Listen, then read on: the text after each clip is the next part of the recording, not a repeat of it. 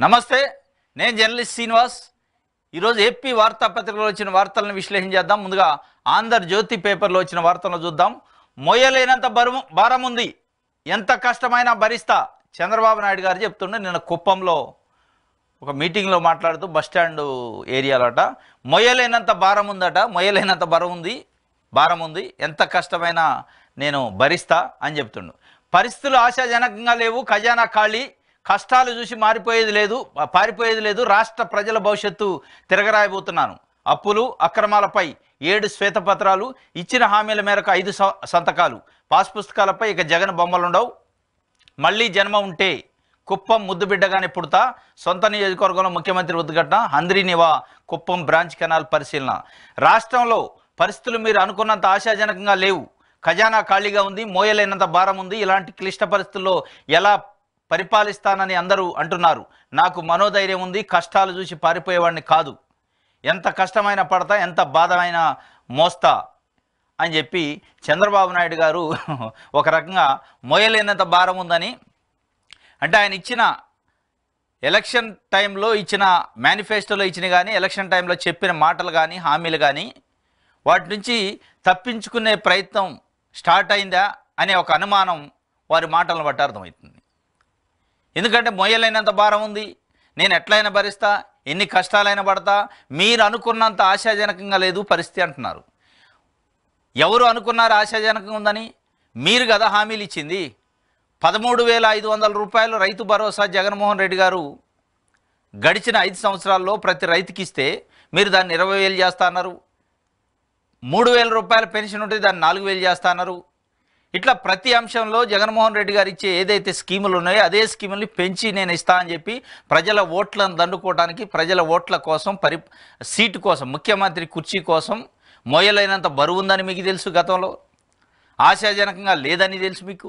ఎందుకంటే మీకు ఎట్లా తెలుసు అంటే 11 లక్షల కోట్ల రూపాయలు జగన్మోహన్ రెడ్డి గారు అప్పులు చేసిండి, రాష్ట్రాన్ని అప్పులు కుప్ప చేసిండి అని అప్పుడే తెలుసు మీకు. మీరే అన్నారు. ఇవాళ వచ్చి ముసలి కన్నీరు కాల్చి మోయలేనంత బరువు ఉంది, ఎంత భారమైన నేను మోస్తా, మీరు అనుకున్నంత ఆశాజనకంగా లేదు అనేది కుంటి సాకులు ఎత్తుక్కుంటున్నారు. మీరిచ్చిన హామీల నుంచి బయటపడటానికి మీరిచ్చిన హామీల్ని తొంగలో దొక్కే కార్యక్రమం స్టార్ట్ అయిందా అనేది ఇలా ఏపీలో ప్రజలు మాట్లాడుకుంటున్న పరిస్థితి. ఇది వాస్తవం. ఎందుకంటే 45 సంవత్సరాల రాజకీయ చరిత్ర ఉందంటున్నారు, 45 సంవత్సరాల రాజకీయ అనుభవం ఉంది, విజన్ ఉన్న లీడరు. అంత ఆషామాషిగా నేను అడ్డగోలుగా చెప్పను, చేయని పని చెప్పను, పక్కాగా చేస్తా, నాకు ఒక విజన్ ఉంది, సంపద సృష్టిస్తా అన్నాడు. ఎన్నికల ప్రచారంలో సంపద సృష్టిస్తా, సంపదని ప్రజలకు పంచుతా అన్నావు. సృష్టించండి ఇప్పుడు అనేది ప్రజలు కోరుకుంది అదే కదా. నువ్వేదో సంపద సృష్టితో, నువ్వేదో అభివృద్ధి చేస్తావు, నువ్వేదో ముందుకు తీసుకుపోతావు, నీ విజన్తో ఈ రాష్ట్రాన్ని ముందుకు తీసుకుపోతావు అనే కదా మిమ్మల్ని నమ్మింది. నమ్మి మిమ్మల్ని కుర్చీలో కూర్చోబెట్టిన తర్వాత రోజు స్వరం మారుతుంది, మాట మారిపోయింది, మాట తీరులో తేడా వచ్చింది. ఒకరోజు మొయ్యలేని బరువు అంటారు, ఇంకొక రోజు ఆశాజనకంగా లేదంటారు, ఇంకొక రోజు ఇంకొకటి చెప్పే ప్రయత్నం, ఇంకొకటి రోజు 7 శ్వేతపత్రాలు ఎలా చేస్తాం, రాజధానిలో ఏం జరిగింది, అమరావతిలో ఏం జరిగింది, అదే పోలవరంలో ఏం జరిగింది, ఈ రాష్ట్రంలో ఆర్థిక అప్పులు ఎట్లా జరిగినాయి, ఇవన్నీ చెప్పే ప్రయత్నం చేస్తున్నారు. అంటే ప్రజలకు ఇచ్చిన హామీలను పక్కన పెట్టి మీరు ఏదైతే పొలిటికల్ ఎజెండాను ముందు పెట్టుకున్నారో, జగన్మోహన్ రెడ్డి 5 సంవత్సరాల్లో పరిపాలన చేసిన దాన్ని ఎట్లా చేసిండు, ఆయన దాంట్లో ఏం అవకతవకలు ఉన్నాయి, ఇది చెప్పే ప్రయత్నం చేస్తున్నారు. జగన్మోహన్ రెడ్డి గారి యొక్క క్యారెక్టర్ని హననం చేసే ప్రయత్నమే చేస్తున్నారు తప్ప ప్రజలకు మేలు చేసే ప్రయత్నం, ప్రజలకు ఇచ్చిన హామీల గురించి మాట్లాడే ప్రయత్నం ఎక్కడ చేయట్లేదు. చేయకపోగా ప్రజల్ని మైండ్ ప్రిపేర్ చేస్తున్నారు, ఒక మైండ్ గేమ్ ఆడుతున్నారు. మీరు ఇచ్చిన హామీలు తప్పే ప్రయత్నం చేస్తున్నారు, మీరు ఇచ్చిన హామీలు నెరవేర్చకుండా బయటపడే ప్రయత్నం చేస్తున్నారు. ప్రజల్ని అంటే బాగలేదు, ఆర్థిక పరిస్థితి బాగలేదు, మీరు అనుకున్నట్లేదు, ఆశాజనకంగా లేదు, మొయ్యలేనంత భారం ఉంది, కాబట్టి మేము చేయలేము ఈ పనులు, ఇది మీకు ఇచ్చిన హామీలు నెరవేర్చలేమని చెప్పే కార్యక్రమం డైరెక్ట్గా చెప్పకుండా ఇండైరెక్ట్గా చెప్తున్నట్టుంది. ఇండైరెక్ట్గా ప్రజల మైండ్లలోకి ఇంజెక్ట్ చేసి, ఓహో ఆర్థిక పరిస్థితి బాగలేదట కదా, చేయలేని పరిస్థితి ఉందట, దీనికి కారణం మళ్ళీ జగన్మోహన్ రెడ్డి అనే చెప్పే ప్రయత్నం చేస్తాను. కానీ ఆంధ్రప్రదేశ్లో ఉన్న 5 కోట్ల మంది ప్రజలు ఇలా నమ్మే పరిస్థితుల్లో లేరు. మీరు మోసం చేసి ఓట్లు వేయించుకున్నారు అంటారు. మీరు ఇచ్చిన హామీలను నెరవేర్చకపోతే, మీరు ఇచ్చిన హామీలను అమలు చేయకపోతే తప్ప ఈ మోయలేని బరువులు ఆశాజనకంగా లేదు, ఈ కాకమ్మ కథలు, ఈ కుంటి సాకులు, ఈ ముసలి కన్నీరులు నమ్మరు. స్పష్టంగా అర్థమైంది. మీరు 6 నెలల్లో, ఇంకొక 6 నెలల తర్వాత మీ యొక్క ఎజెండా ఏంది, మీరు ఏ విధంగా ప్రజలకు మాయ మాటలు చెప్పి అధికారంలోకి వచ్చారు, ఆ మాటల్ని, మీరు ఇచ్చిన హామీల్ని అమలు చేస్తే మిమ్మల్ని మెచ్చుకుంటారు. అమలు చేయకుండా ఈ కుంటి సాకులు, ఈ సింపతి గేమ్లు ఆడితే ఎవడు నమ్మే పరిస్థితి ఉండదు, దాంట్లో డౌటే లేదు. కాబట్టి అంటే ఈ మాటలను బట్టి, చంద్రబాబు నాయుడు గారు మాట్లాడే మాటలను బట్టి ఇచ్చిన హామీలను అమలు చేసే పరిస్థితి లేదు. అమలు చేయకుండా తప్పించుకునే ప్రయత్నంలో ఒక్కొక్క అడుగు ముందుకేసుకుంటూ పోతుండో అనేది స్పష్టంగా అర్థమవుతుంది. ఇది ఆంధ్రజ్యోతికి సంబంధించి. సభలో హుందాగా ప్రవర్తిద్దాం, మన నడవడిక చర్చలు మన్నలను పొందాలి, అసెంబ్లీలో ప్రజల ఆకాంక్షలను ప్రతిఫలింపజేద్దాం, పార్టీ శ్రేణులు బలోపేతం చేసే బాధ్యత మీదే, జనసేన ఎమ్మెల్యేలకు డిప్యూటీ సీఎం పవన్ నిర్దేశం, నియోజకవర్గాల్లో జనవాణి చేపట్టాలని సూచన, సభా వ్యవహారాలపై వారికి అవగాహన కార్యక్రమం ఇవ్వాలి అని కొత్త ఎమ్మెల్యేలకి జనసేన పార్టీ నుంచి ఎన్నికైన 21 మంది ఎమ్మెల్యేలకు సంబంధించి నేను మీటింగ్ పెట్టిండు పవన్ కళ్యాణ్ గారు. సభలో హుందాగా వివరిద్దాం, ప్రజల మన్ననలు పొందాం, సభలో ప్రజలకు సంబంధించి చర్చ పెట్టాలి, ప్రజలు మెచ్చుకోవాలని. అంటే జనసేన పార్టీ అంటే ఒక స్పెషల్ ఉండాలి. ఓహో, జనసేన పార్టీ ఒక రోల్ మోడలు, జనసేన పార్టీ అంటే ఒక మార్పు, జనసేన పార్టీ అంటే ఒక విప్లవం, జనసేన పార్టీ అంటే అన్ని పార్టీలకి వైవిధ్యంగా ఉంటుంది, అన్ని పార్టీల కంటే ప్రజల కోసమే పుట్టిన పార్టీ, ప్రజల కోసమే పనిచేసే పార్టీ అని చెప్పి ఒక కొత్త వరవడి. అంటే మిగతా సాంప్రదాయ రాజకీయ పార్టీలకు భిన్నంగా ఉంటుంది ఈ జనసేన పార్టీ అంటే ఇట్లా ఉంటుంది అనేది ప్రజలు మన్ననలు పొందాలి మనం అని చెప్పి వాళ్ళ యొక్క ఎమ్మెల్యేలకి దిశానిర్దేశం చేసిండు. దాంతోపాటు ఈ ఎన్నికైన ఎమ్మెల్యేలకు కూడా ఒక ట్రైనింగ్ ప్రోగ్రాం పెట్టాలని, శిక్షణ ఇవ్వాలి అని చెప్పి, ప్రజలతో ఎట్లా మెలగాలి, ప్రభుత్వ అధికారుల దగ్గర నుంచి ఎట్లా మెలగాలి, ప్రభుత్వం నుంచి ఫండ్స్ ఎట్లా తెచ్చుకోవాలి, స్కీముల పైన ఎట్లా ఉంటుంది అవగాహన, రాష్ట్ర ప్రభుత్వ పనితీరు పైన ఎట్లా ఉంటుంది, ఏ అధికారిని ఎట్లా పట్టుకోవాలి, ఏ డిపార్ట్మెంట్లో ఏముంటుంది ప్రజలకు చేయాల్సింది, ఈ విషయాలన్నిటిపైన సభలో ఎట్లా వ్యవహరించాలి, వీటిపైన శిక్షణ ఇస్తారట. ఇది ఒక మంచి సాంప్రదాయం. ఇంకోటి ఆయన చెప్పిండు, ప్రతి ఎమ్మెల్యే మీ కాన్స్టిట్యున్సీలో జనవాణి పెట్టండి, ప్రజా దర్బార్ లెక్క పెట్టి ప్రజలను కలవండి, ప్రజల యొక్క సమస్యలు వినండి, ప్రజల యొక్క సమస్యలపైన స్పందించండి. ఇది మనం చేయాల్సింది. మన వరవడి ఇట్లా ఉండాలి, మన పార్టీ పందా ఇట్లా ఉండాలి, మన పార్టీ అనేది కొత్తదనం కనిపించాలి ప్రజలు. ఓహో, జనసేన పార్టీ వల్ల ఇంత ప్రజలు మేలు పొందుతున్నారా, ప్రజా సమస్యలు వినే కార్యక్రమాలు ఈ పద్ధతిలో కూడా చేయొచ్చా అనే విధంగా ప్రజావాణిని ప్రతి ఎమ్మెల్యే ప్రతి కాన్స్టిట్యున్సీలో నిర్వహించాలని కూడా ఆయన చెప్పిన పరిస్థితి. ఇది ఆంధ్రజ్యోతికి సంబంధించి.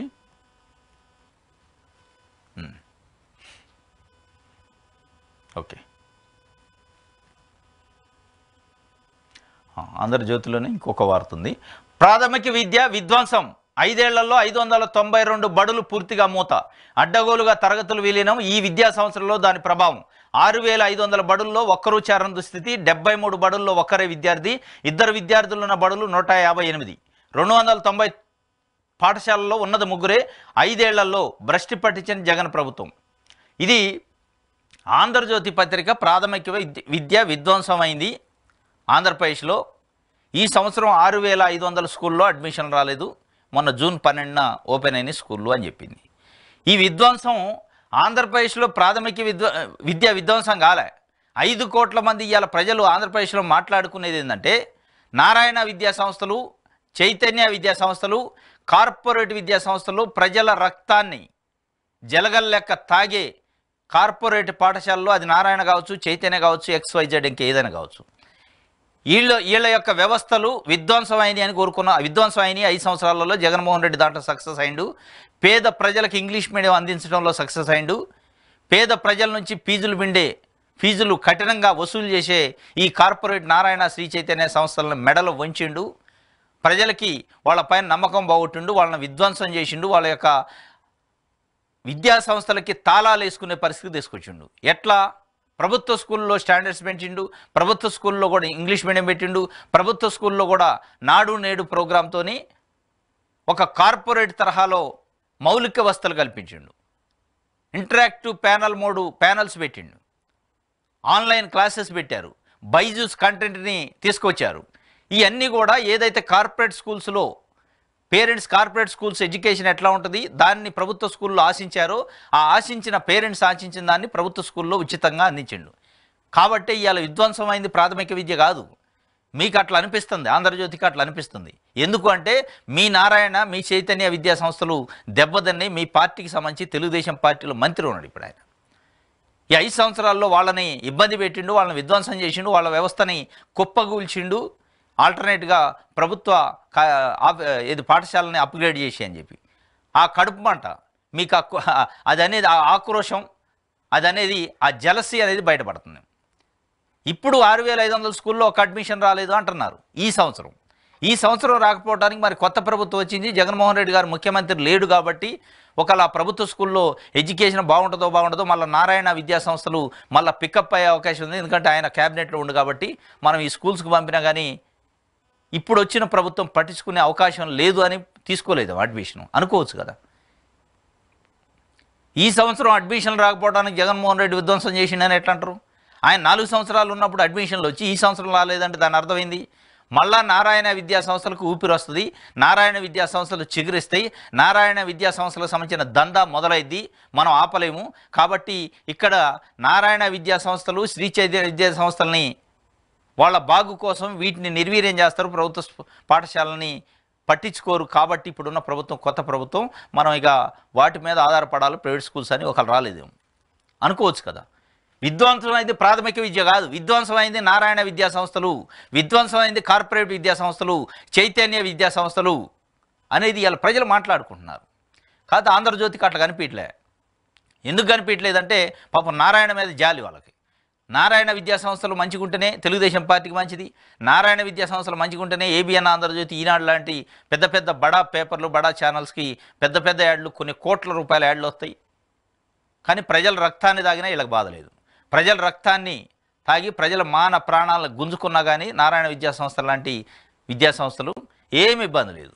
అదొక పెద్ద గొప్ప సంస్కరణ, అదొక పెద్ద కాన్సెప్ట్ ఎడ్యుకేషను. ప్రభుత్వ స్కూల్లో చదివే పిల్లలు స్కూల్ అసలు వాళ్ళ చదువే కాదు, వాళ్ళు చదువుకునే చదువు కాదు, వాళ్ళు మనుషులే కాదు అన్నట్టు ఈ ఆంధ్రజ్యోతి, ఈనాడు పత్రికే గడిచిన 5 సంవత్సరాల నుంచి ఇంగ్లీష్ మీడియం స్కూల్స్ ప్రభుత్వ పాఠశాలలో పెడితే ఎట్లా పెడతారు? ఇంగ్లీష్ మీడియం స్కూల్స్ ప్రభుత్వ పాఠశాలలో మాతృభాషను చంపుతారా అన్నారు. మరి మాతృభాషను చంపే కార్పొరేట్ స్కూల్స్ పైన ఎందుకు రాయట్లా మీరు వార్తలు? అంటే పేద ప్రజలు, ఎస్సీ ఎస్టీ బీసీ మైనారిటీ ప్రజలు చదువుకునే పాఠశాలలో ఇంగ్లీష్ మీడియం పెడితే మీకు కడుపు మంట, మీకు ఆక్రోశం, మీ కుట్ర, మీ ఓర్వలైతనం అనేది 5 సంవత్సరాల్లో బయటపడదు. ఈ దురదృష్టవశాత్తు ప్రజలు ఆ ఇంగ్లీష్ మీడియం స్కూల్స్ని అందించిన జగన్మోహన్ రెడ్డిని ఓడించారు, కూటమి ప్రభుత్వాన్ని గెలిపించారు అనేది ఇలా ప్రజలు మాట్లాడుకుంటున్నారు. మాకు మళ్ళీ ఇంగ్లీష్ మీడియం స్కూళ్ళు ప్రభుత్వ పాఠశాలలో అందుతాయా లేదా అనేది. మళ్ళీ మీరు ఏదైతే కోరుకున్న నారాయణ, శ్రీ చైతన్య లాంటి కాన్సెప్ట్ స్కూల్స్, కార్పొరేట్ స్కూల్స్ చిగురించే ప్రయత్నం జరుగుతుంది. మీకు యాడ్లు వస్తాయి, మీరు అనుకున్న పనులు జరుగుతాయి, మీ దందా మీది నడుతుంది, వాళ్ళ దందా వాళ్ళ నడుతుంది. దీని ప్రాథమిక విద్య మొత్తం విధ్వంసం అయిందని రాసే ప్రయత్నం ఆంధ్రజ్యోతి చేసింది. ఇది ముమ్మాటికి తప్పు అనేది ఇలా ఏపీలో ప్రజలు మాట్లాడుకుంటుంది. ఇది ఆంధ్రజ్యోతికి సంబంధించి.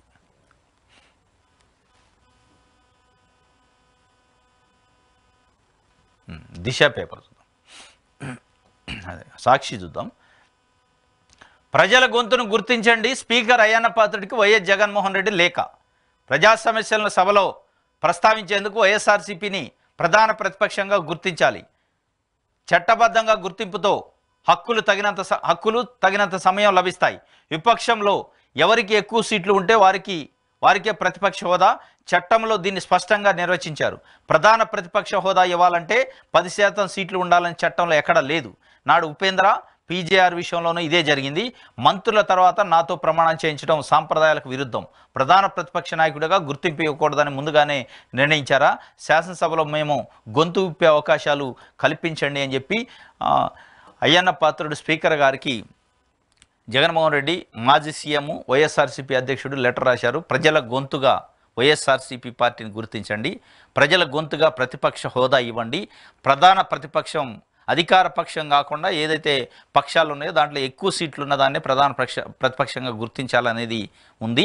చట్టంలో ఎక్కడ కూడా మినిమం 10% సీట్లు వస్తేనే ప్రతిపక్షం అని చెప్పలేదు. మెజారిటీ వచ్చిందాన్ని సభానాయకుడు అంటారు, మెజార్టీ స్థానాలు వచ్చిన నాయకుడిని సభానాయకుడు అంటాడు, దాని తర్వాత వచ్చిన వాళ్ళ ప్రతిపక్ష నాయకుడు అంటారు అనేది స్పష్టంగా వారు చెప్పారు. మరి దానిపైన ఎట్లా స్పందిస్తారు స్పీకరు అనేది చూడాలి.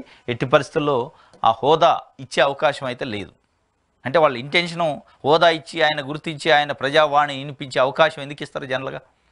ఎందుకంటే 10% ఒకవేళ చట్టబద్ధంగా లేదు, చట్టబద్ధంగా లేకుండా కూడా ఇవ్వాలంటే స్పీకర్ డిస్క్రిషన్లో స్పీకర్ గారు జగన్మోహన్ రెడ్డికి ఆ హోదా ఇచ్చి అట్లా గౌరవిస్తారని ఆశించట్లేదు అన్నట్టు కూడా అర్థమవుతుంది. ఎందుకంటే ఇప్పుడు జరుగుతున్న పరిణామాలను బట్టి అర్థమవుతుంది. ఏపీలో ఆ ఛానళ్ల ప్రసారాలు వెంటనే పునరుద్ధరించండి. సాక్షి సహా పలు ఛానళ్ల ప్రసారాల నిలిపివేతపై కేబుల్ ఆపరేటర్లకు ఢిల్లీ హైకోర్టు ఆదేశించిందట. ఏపీలో నిలిపివేసిన ఛానళ్ల ప్రసారాలను తక్షణమే పునరుద్ధరించాలని ఢిల్లీ హైకోర్టు ఆదేశించింది.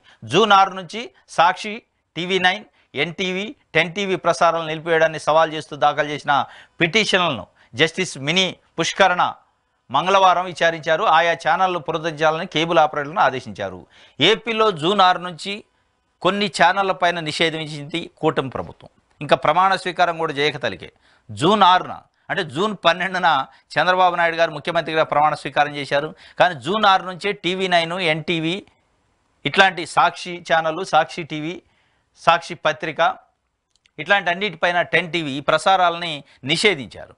ఆ నిషేధించిన దానిపైన పత్రికా స్వేచ్ఛ పైన భంగం కలిగించారని చెప్పి ఢిల్లీ హైకోర్టులో పిటిషన్ వేశారు.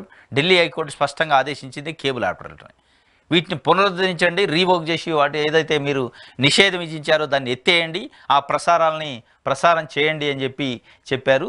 ఇది ఒక గుడ్ న్యూస్. వాస్తవంగా ఏంటంటే పత్రికా స్వేచ్ఛ పైన గొడ్డలు పెట్టి పత్రికా స్వేచ్ఛని పొడి చేసే కార్యక్రమం చేస్తే, చంపే కార్యక్రమం చేస్తే ఏ వ్యవస్థలో ఒప్పుకోవు. మీకు ఉండొచ్చు, మీకు ఇష్టం లేకపోవచ్చు, అంటే మీ భజన చేయట్లేదని చెప్పి, మిమ్మల్ని పొగట్లేదని చెప్పి, మిమ్మల్ని పొగడలేదు కాబట్టి అవతల వాళ్ళకి అనుకూలం అని చెప్పి మిమ్మల్ని పొగిడితే మీ వాళ్ళు అన్నట్టు ఈ చెప్పే కార్యక్రమం ఏ పార్టీ చేసినా తప్పే. అది వైఎస్ఆర్సీపీయా, తెలుగుదేశమా, బీజేపీయా, జనసేన ఏదైనా కావచ్చు. రాజకీయాల్లో పత్రిక అనేది ఫోర్త్ పిల్లరు.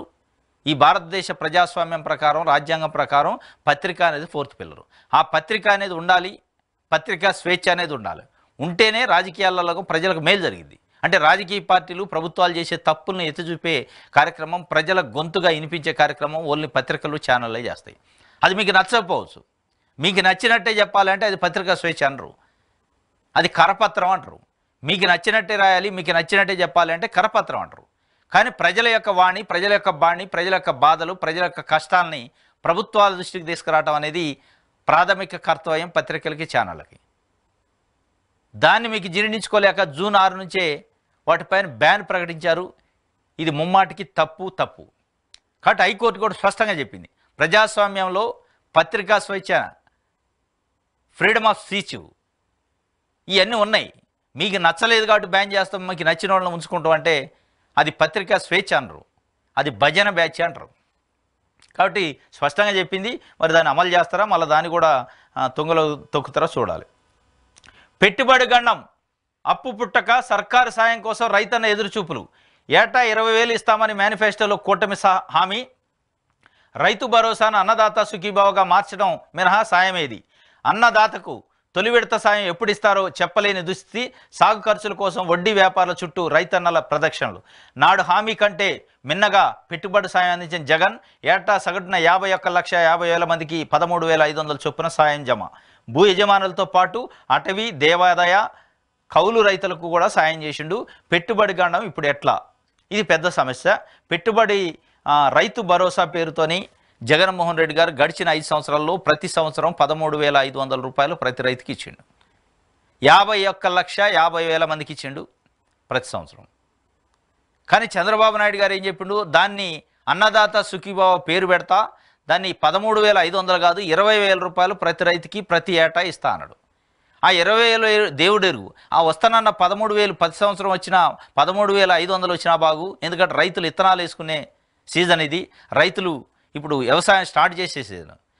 ఇప్పుడు అసలు అది ఎప్పుడు వద్దో తెలియదు, దానిపైన మాట్లాడలేదు. ఓన్లీ పేరు ఒకటి మార్చారు, అన్నదాత సుఖీభావట.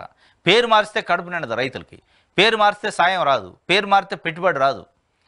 మీరు డబ్బులు జమ అయ్యాలా, అసలు దాని గురించి చర్చ లేదు. గమ్మత్ ఏంటంటే క్యాబినెట్లో ఎక్కడ మాట్లాడలే.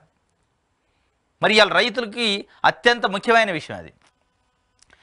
అంటే ఇక గండం ఉందా మరి ఇప్పుడే కొప్పు కింద వేసే పరిస్థితులే కనపడుతున్నాయి. ఎందుకంటే కొప్పు కింద వేయడానికే పరిస్థితులు అంత ఆశాజనకంగా లేదు, మీరు అనుకున్నట్టు ఏడలేదు. ఇక్కడ తెలంగాణలో ముఖ్యమంత్రిగా రేవంత్ రెడ్డి ప్రమాణ స్వీకారం చేశాక మధ్యలో ఒక 5-6 రోజులకేదో నేను ఇక్కడ లంకెల బిందెలు ఉన్నాయి అనుకొని వచ్చినా, కానీ మొత్తం ఏం ఖాళీ బిందెలు ఉన్నాయని చెప్పినట్టే 45 సంవత్సరాల రాజకీయ సీనియారిటీ ఉన్న అనుభవం ఉన్న చంద్రబాబు నాయుడు గారు కూడా అదే చెప్తుండు. 45 సంవత్సరాల రాజకీయ జీవితం, 45 సంవత్సరాల అనుభవం ఉంది, దేశంలో సీనియర్ అని చెప్పుకునే చంద్రబాబు నాయుడు గారు కూడా మీరు అధికారంలో రాకముందే నేను ఏదంటే అది చేస్తా అంటారు, అధికారంలో వచ్చాక మీరు అనుకున్నట్లే లేదు, ఆశాజనకంగా లేదు. ఈయన లంకెల బిందెలు అన్నాడు, ఆయన ఆశాజనకంగా లేదు, చాలా మోయలేనంత బరువు మోస్తున్నా, కష్టాలు పడతాను నేను అంటున్నాను. అంటే చిన్నగా తప్పించుకునే కార్యక్రమం, ఎస్కేపిజం కనపడుతుంది. అంటే ఓట్ల కోసం హామీలు ఇచ్చి ఆడ చేసే పరిస్థితి లేకపోయినా తెలిసి కూడా హామీలు ఇచ్చి ప్రజలను బోల్తా కొట్టించి ప్రజలను మోసం చేసే కార్యక్రమం అన్ని రాజకీయ పార్టీలు చేస్తున్నాయి.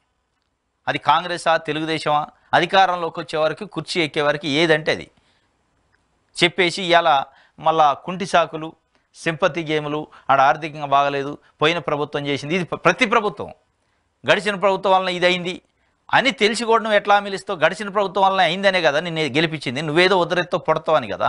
ఏ పార్టీ అని, ఏ ముఖ్యమంత్రి అని.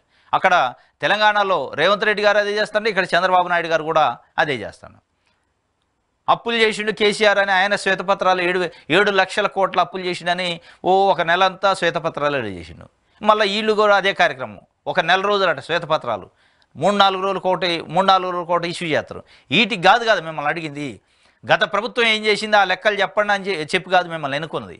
గత ప్రభుత్వం చేసిన తప్పులు చేయమాకండి, మీరు మంచిగా పరిపాలన చేయండి అని ఇచ్చారు తప్ప, గడిచిన ప్రభుత్వం ఏం తప్పులు చేసిండో మాకు చెప్పండి, మా ముందు పెట్టండి, ఆ లెక్కలేదో మేము చూస్తామని ఎవడు అడగలే మిమ్మల్ని. అదొక ప్రొసీజరు. మిమ్మల్ని అడిగింది ఏంది?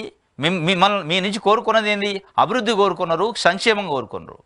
ఆ అభివృద్ధి సంక్షేమం ఎట్లా చేస్తారో చెప్పాలి తప్ప, ఇగో ఈ అప్పులు చేసింది, ఈ ఆదాలు చేసింది, ఈ కాదు మిమ్మల్ని అడిగింది.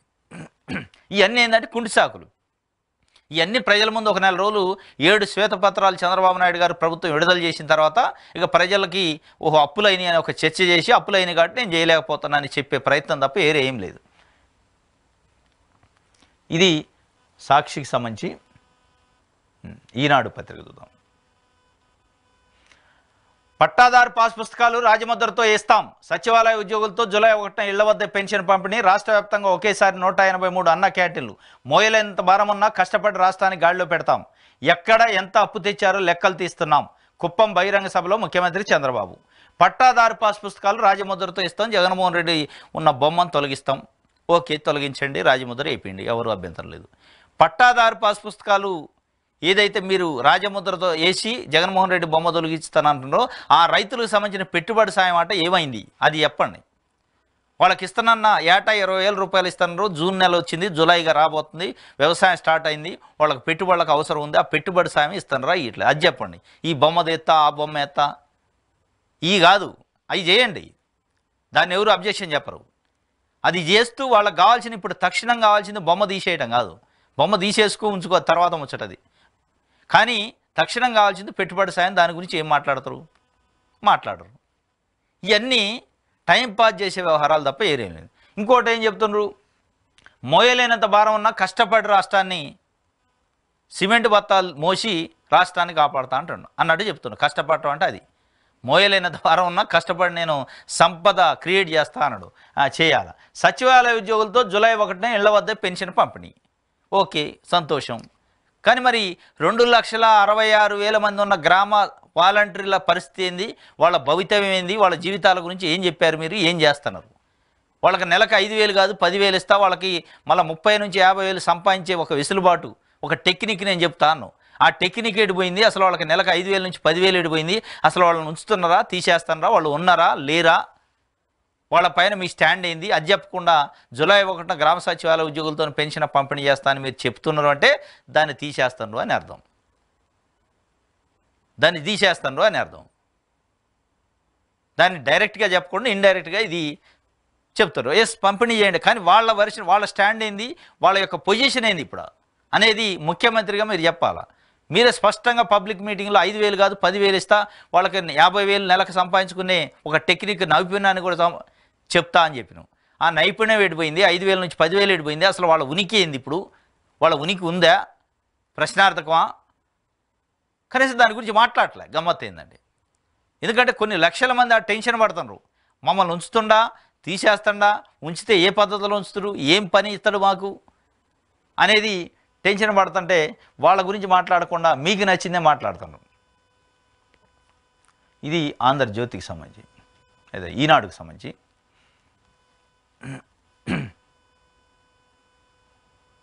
ఆంధ్రప్రభలో గెలుపోవటంలో తెలిసిన సభాయుద్ధం అనివార్యం, ఎన్డీఏ కూటమి బలం 292, ఇండియా కూటమి 234 ఉంది. లోక్సభ స్పీకర్ ఎన్నికపై కుదరని ఏకాభిప్రాయం, ఏకగ్రీవం కోసం రక్షణ మంత్రి రాజ్నాథ్ సింగ్ చర్చలు. స్పీకర్ ఎన్నిక తర్వాత డిప్యూటీ స్పీకర్ అంశం అనే అధికార పక్షం స్పష్టీకరణ. చర్చల విఫలం, అనివార్యమైన ఎన్నిక. ఎన్డీఏ నుంచి బరిలో మళ్ళీ ఓం బిర్లా, ఇండియా కూటమి నుంచి కె సురేష్. నేడు 11 గంటలకు ఓటింగ్. డిప్యూటీ స్పీకర్ విపక్షాలకు ఇవ్వాలని షరతు ఇదమిద్దంగా తేల్చిన అధికార పక్షం. ఖర్గేను అవమానించిందని రాహుల్ ఆరోపణ. ఇది మొట్టమొదటిసారి దాదాపు కొన్ని దశాబ్దాల తర్వాత, 4-5 దశాబ్దాల తర్వాత లోక్సభలో స్పీకర్కి ఎన్నిక జరుగుతుంది. స్పీకర్కి సహజంగా అధికార పక్షం ఏది ఉంటుందో వాళ్ళ అధికార పక్షం నిర్ణయించుకున్న వ్యక్తికే ఉంటుంది. దానికి 2 నామినేషన్లు లేరు, ఏళ్ళని ఒకటే నామినేషన్ వేసేది 40-50 సంవత్సరాల నుంచి. మొట్టమొదటిసారిగా స్పీకర్కి 2 నామినేషన్లు వేశారు. ఇండియా కూటమి తరఫున సురేష్ అండ్ ఎన్డీఏ కూటమి తరఫున మాజీ స్పీకర్ ఓం బిర్లా నామినేషన్ వేశారు. ఎలక్షన్ అనివార్యమైంది. దీంట్లో 292 ఎన్డీఏ కూటమి కొన్నాయి, 234 ఇండియా కూటమి కొన్నాయి. గెలుపోవటంలో స్పష్టంగా కనపడుతున్నాయి. అయినప్పటికీ ఇండియా కూటమి ఎందుకు రంగంలోకి వచ్చిందంటే అసలు వాళ్ళ ఉనికి ఏందనేది తెలుసుకోవాలి. అంటే ప్రతిపక్ష పార్టీలకి డిప్యూటీ స్పీకర్ ఇవ్వని డిమాండ్ పెట్టారు, కానీ అటు నుంచి సరైన స్పందన రాలేదు కాబట్టి ఓడిపోతామని తెలిసిన కంటెస్ట్లో ఉన్నారు. దీనిపైన అన్ని రాజకీయ పార్టీలు విప్పు జారీ చేసినాయి. ఈరోజు 11 గంటలకు పార్లమెంట్లో ఓటింగ్ ఉంది. ఓటింగ్లో ఎట్లాగో దాదాపు ఎక్కువ శాతం ఎన్డీఏ కూటమే గెలిచే అవకాశం ఉంది, దాంట్లో డౌట్ లేదు. కానీ ఇండియా కూటమికి తెలుసు గెలవం అని కూడా తెలిసి పోటీ పెట్టారు. అంటే అసలు వాళ్ళ స్ట్రెంత్ ఏంది అనేది తెలవాలి. ప్లస్ మమ్మల్ని యాక్సెప్ట్ చేయలేదు మా డిమాండ్, కాబట్టి మేము ఓటింగ్కి పోయి ఇది దేశ ప్రజలకు తెలియజేయాలి. ప్రతిపక్ష పార్టీలకు డిప్యూటీ స్పీకర్ ఇచ్చే సాంప్రదాయం ఉంది, ఇవ్వట్లేదు నరేంద్ర మోడీ అనే విషయాన్ని ప్రజలకు తెలియజేసే కార్యక్రమం ఇది అన్నట్టు. ఇది ఒకటి.